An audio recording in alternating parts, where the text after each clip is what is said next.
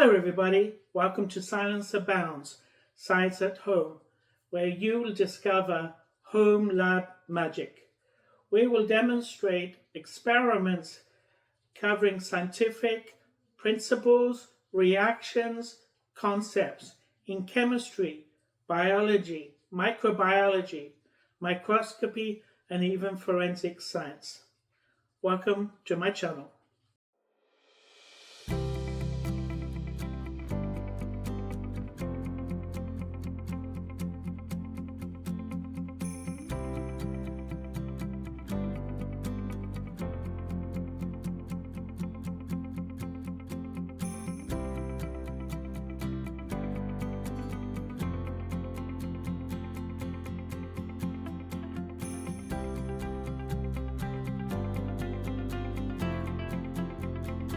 In today's experiment, we're going to look at the oxidative states of manganese.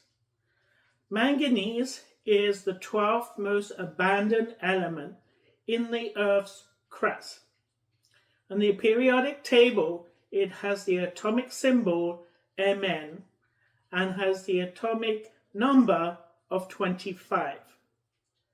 Don't get it confused with magnesium, which is a completely different element. And we will be looking at magnesium in several experiments that we're going to do in the future. What do we mean by oxidative states? Well, manganese has several different oxidative states, and they can differ noticeably in color. Oxidation state is the charge of an atom would have if the compound is composed of ions. It represents the number of electrons an atom gains or loses when bonded with another atom or in a molecule. There are 6 oxidative states of manganese.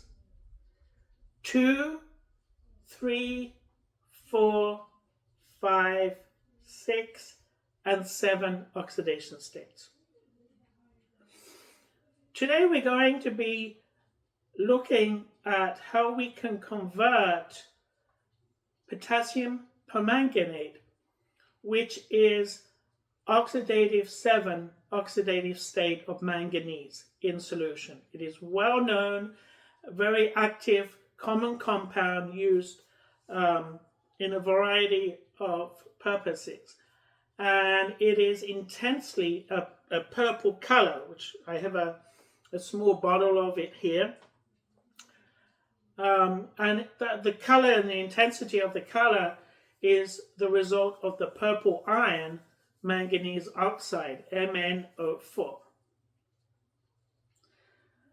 And we can manipulate the potassium permanganate by adding an acid or an alkaline, and by the addition of alkaline or an acid, we can change the oxidative state.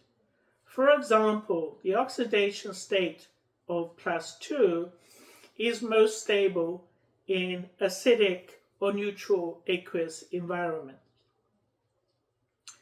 Oxidation state +3 is only stable in a strong acid. Oxidation state +4 is most stable in a solid state and appears black-gray solid. Oxidation state 6, this is only stable in a strong alkaline solution. And each of those oxidation state is a color change. So that's how we're going to do this experiment today. We're going to use a reaction well plate, which I have here, and I'm going to put a solution of potassium permanganate in 4 wells. And then I'm going to add various chemicals. Some will be an acid, some will be alkaline, and we're going to see if there is a color change. If a color change takes place, then we know that that oxidation state +7 potassium permanganate, the MnO4, is converting to another oxidation state. And depending on the color, will determine what that oxidation state is. So the chemicals that you're going to need for this experiment, obviously potassium permanganate. It's easily bought in the form of 1.0 molar. I have a 1.0 molar solution here, and I diluted that down to get a 0.01 molar solution. I also have a 1 molar solution of sodium hydroxide, and normally sodium hydroxide comes in the form of solid pellets, and you just simply, depending on the molarity and the volume that you need, will determine how much of those pellets you weigh. So what I did to get a 1 molar solution was dissolve 4 grams of sodium hydroxide in 100 mils of water. Please note, when you are dissolving sodium hydroxide, it is an exothermic reaction. So your solution, your container, beaker, whatever you're making it up in, will be warm to the touch. It won't be burning hot, but please note it will be warm to the touch. Also, you need a solution of sulfuric acid, which I have a small container of, and a solution of sodium bisulfate. Normally, a solution of 0.01 moles is sufficient for this experiment. Again, I have a 1.0 molar solution of sodium bisulfate, and I just diluted that down.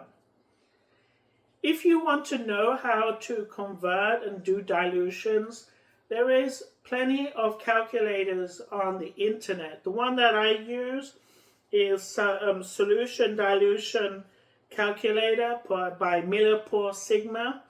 I will give you a link in the description, and it uses the M1 V1 equals M2 V2 calculation, which is a very simple, readily used calculation.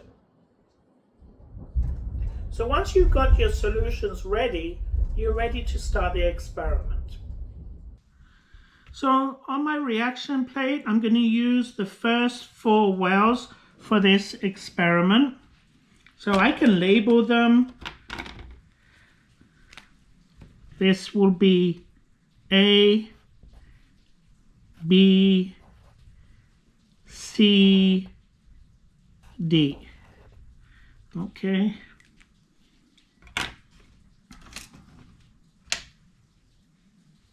So in well 1, each of the wells, I'm going to first add 1 ml of water to each of the wells. So I've got a pipette, and I'm going to put 1 ml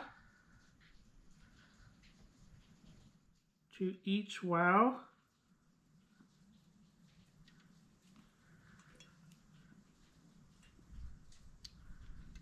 Okay.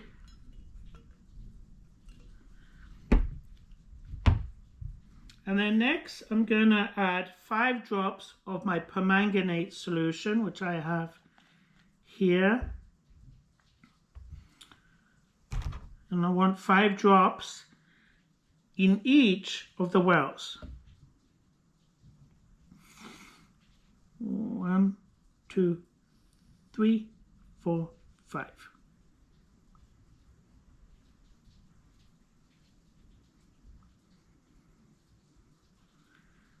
One, 2, 3, 4, 5. Okay.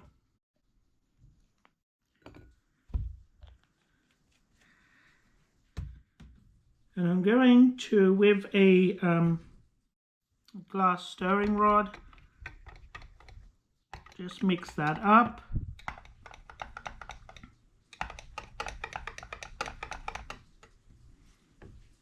Okay. All right, so we're going to use well A, the first well, as our control. So well A will be just potassium permanganate in the +7 oxidation state. So right now, we've just got potassium permanganate and water. Water is not going to change the oxidation state. It's just making a dilution. And they're all +7 oxidation state. So in well A, I'm not going to add anything. Well B, I'm going to add sodium bisulfate dilution. And I'm going to add it dropwise and see whether we get a reaction.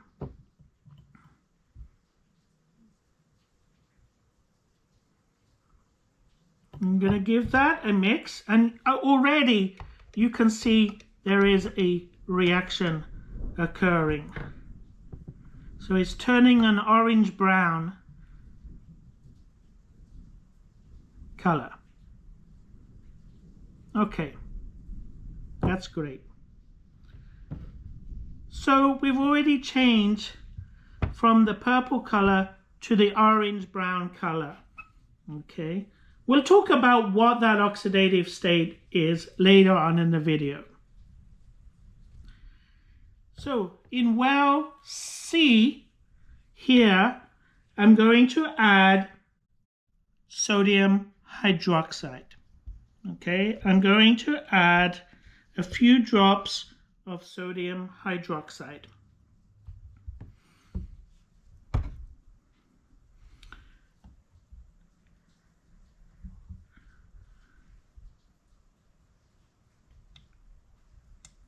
Okay, I've added about 5 drops of sodium hydroxide.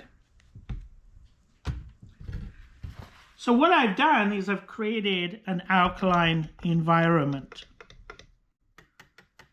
Okay, and now what I want to do is add some sodium bisulfate to well 7, and we'll see what happens.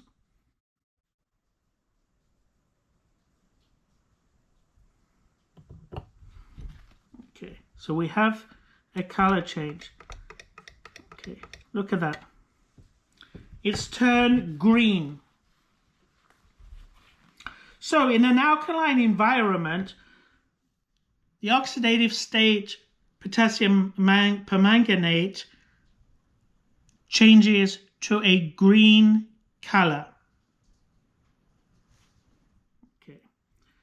So in well D, I'm going to add an acid.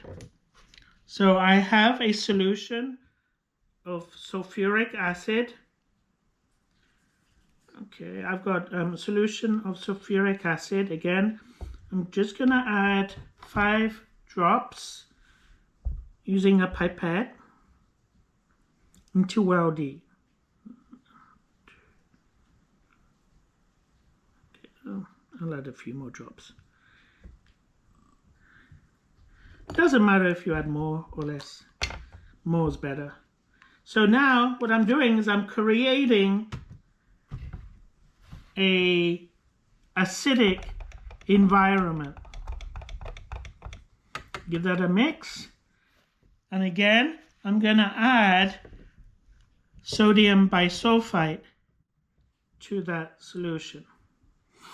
Let's see what happens.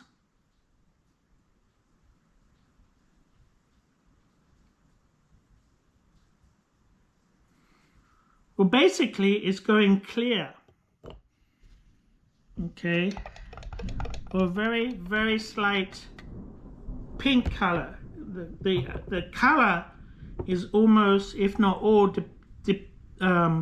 disappearing. There we go. It's completely disappeared.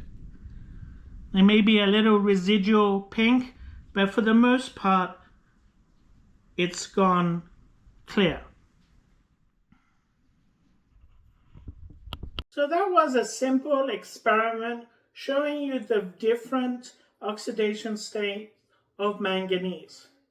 And it's illustrating the change in a very simplistic form by changing the pH environment of potassium permanganate.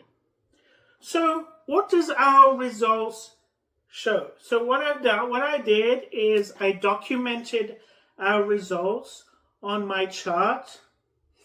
So in tube 1, or in well 1A, the color was the dark purple. Remember, that was just potassium permanganate in the oxidative state of +7.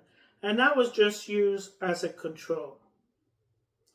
In well B, we added just sodium bisulfate. That creates a neutral environment. And just by making the environment neutral, change the color to orange.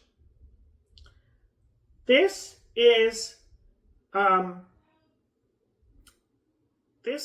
environment to create the oxidation state of +4 and the formation of MnO2 ions. In well C, we added sodium hydroxide to create an alkaline basic environment. We then added the sodium bisulfate, which reduced the potassium permanganate ions and formed the MnO4 ions, which turned green, and that is oxidation state +6. And then finally, in well D, we added sulfuric acid to create an acidic environment. And then we added sodium bisulfate, which caused the solution to go to a pink, almost colorless solution. In an acidic environment, the bisulfate ions reduce the permanganate ions to form NO2 plus ions, which is oxidation state +2. Potassium permanganate in itself is a very strong oxidizing agent. An oxidizing agent is a substance that oxidizes another substance by gaining an electron.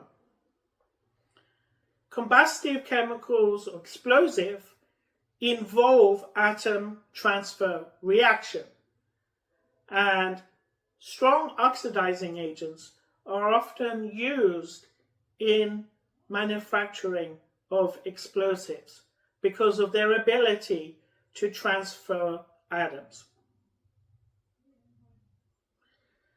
You can get the full recipe for this experiment on my Patreon page.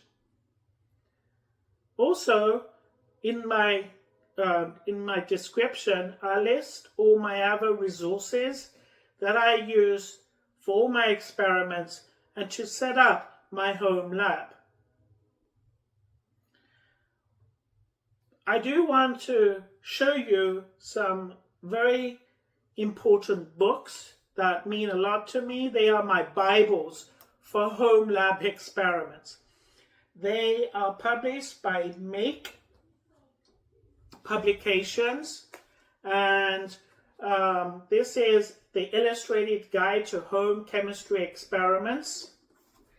They also publish an illustrated guide to home biology experiments, and also an illustrated guide to home forensic science experiments. And these are where I get a lot of my inspirations and ideas for my channel. And you can buy these publications. Again, there'll be a link in the description of my video of where you can buy these books. I highly recommend it if you want to invest and it becomes a hobby of yours, you want to do more experiments at home. If you go to the website, thehomescientist.com, you can buy all the reagents, the chemicals, and equipment that are found in these books. So they do kits for biology, for forensic science, for chemistry that you can do from the comfort of your home.